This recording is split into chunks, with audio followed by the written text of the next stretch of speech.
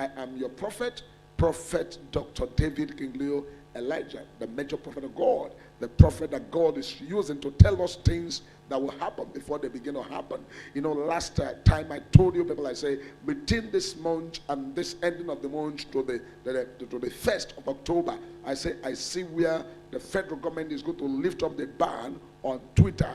If you check very well, you will see that the ban has been lifted and the conditions and other things are placed there. But the ban on Twitter has somehow been lifted. This cannot be by human power. It is only by the grace of God that this has happened. I gave the prophecy and I told you people it's going to happen between now and 1st of October. And today God has made it happen. You see, one thing about prophecy and one thing about the grace of God is that when God is speaking, it might look as if it's a play. It's never a play. Because when the prophecy is coming, it might look as, oh, this thing this man is saying, is it possible it's going to happen? You may look at it and say, I don't think it's possible. But as long as God is the one that has spoken, definitely it will surely come to pass, because God is a spirit that you can never control him. He is the one that controls the affairs of human. You know, when God is saying something, a human being might say, okay, let me take control and make sure it doesn't happen. You are trying to see how you can stop what God says or what God wants to do not to happen. You will end up helping that God has said to come to pass, because God is a spirit and can never be controlled by human. The only people that God has given the grace to control issues when it comes to the things that God has said, the only people on the planet Earth that God has given that grace to control matters are the prophets.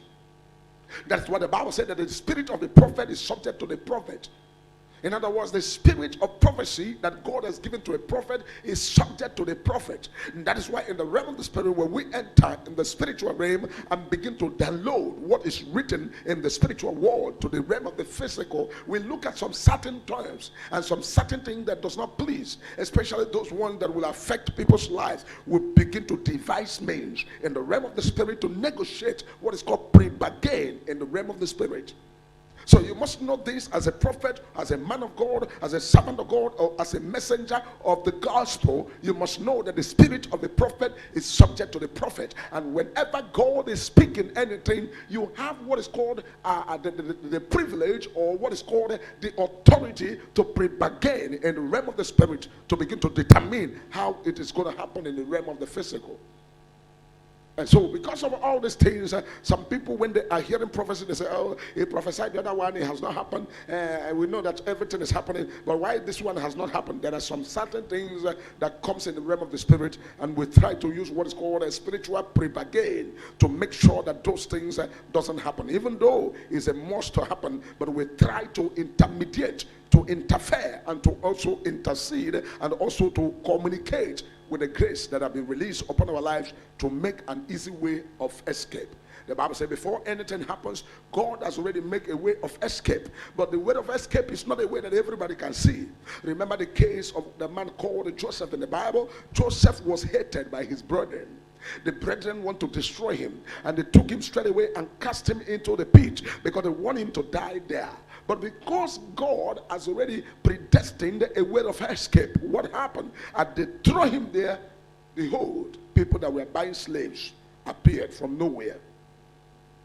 The Egyptians that were going about buying slaves were passing by.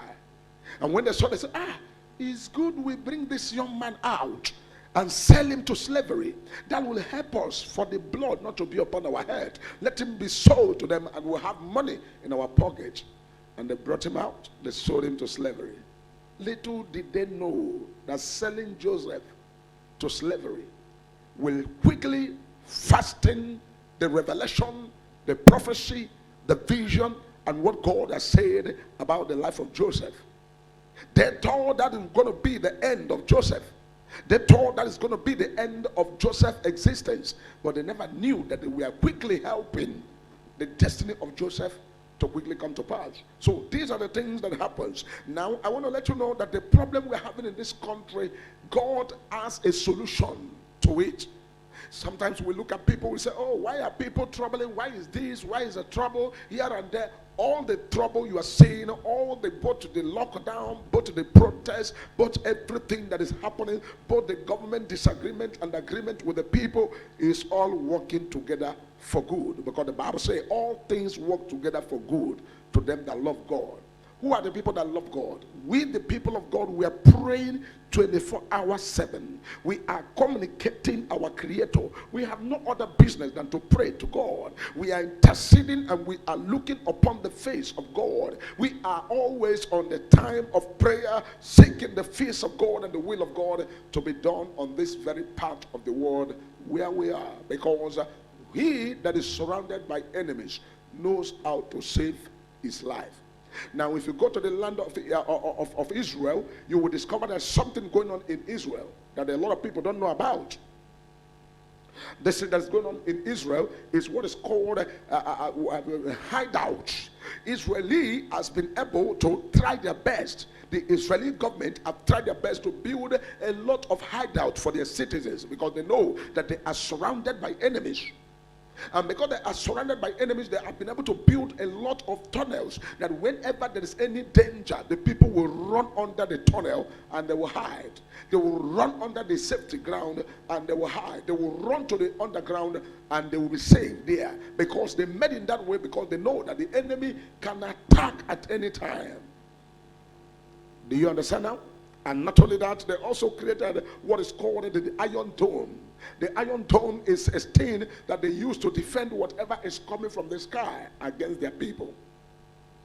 Because they know that enemies surrounding them, that sometimes the enemy will want to bomb them or do one thing or the other to them, and they will try all their best to build what's called Iron Dome to make sure that they stop the bombing not to come to their people. And so these are the knowledge of human beings on how to protect themselves and how to defend themselves. But I'm talking about the spiritual and the spiritual solution to the issues and to the things we are facing on daily basis. It is never the will of God for us to be facing all these troubles and all this difficulty. It is the work of the devil. The trouble and unrest and difficulty and things happening to us in this part of the world is not something that God by himself ordained. It is what is happening by the orchestration of the devil and his cohorts, because the devil never want to see peace anywhere.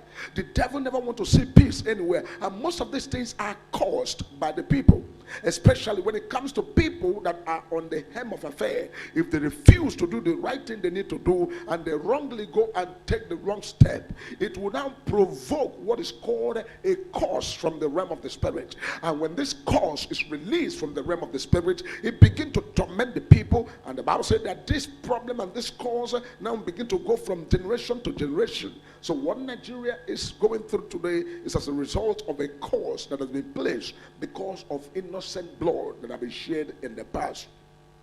Now, if I have the opportunity to advise, I will say today is what is called the 1st of October, where we are now celebrating what is called 61-year anniversary of the independence. But you know, we deserve better than what we are seeing today, because to whom much is given, much is expected. Because of all of this year that God has given us the opportunity, we have seen ourselves from one year to another, 1 year to another. Now we should have been celebrating what is called being strong, being together, moving forward, going higher. We should have been celebrating what is called advancement. We should have been celebrating what is called technologies. We should have been celebrating what is called peace. We should have been celebrating what is called a growth in infrastructure and every other area, and unity and peace. But the devil has orchestrated the wars. The worst is happening to us today because we are being placed on courses, especially the country is on course. There's a course on the head of the country. And so this time around, what is needed at this time is a time that the people that are on the hem of affair should call what is called a national discussion, that the people will discuss together and agree the best way forward to be able to come out of the course that has been placed on them, and then determine the new way that we all are going to live. Because the way I am seeing in the realm of the spirit, this is not a prediction, but this is a prophecy. The way I am seeing in the realm of the spirit, if the people do not agree to discuss together, I am seeing the country heading to what is called completely failed. and completely defied and completely broken and completely separated.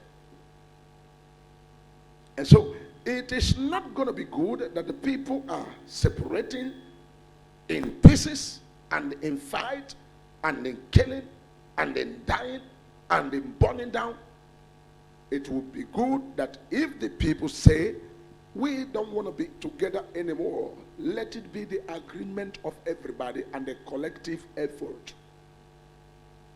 Because the issue of dragging here and dragging there will automatically take everybody back to the ancient days. When I say ancient days, I'm talking about the days of immemorial, when if the people has never been civilized even one day. Now we all can agree to be like a united state or a united kingdom or a united people or agreed nations or through federalism or through whatever we may call it to be. But let the discussion be made for everybody to have a fair share and a fair discussion and a fair representative. This will help us to go far in life in the name of Jesus Christ.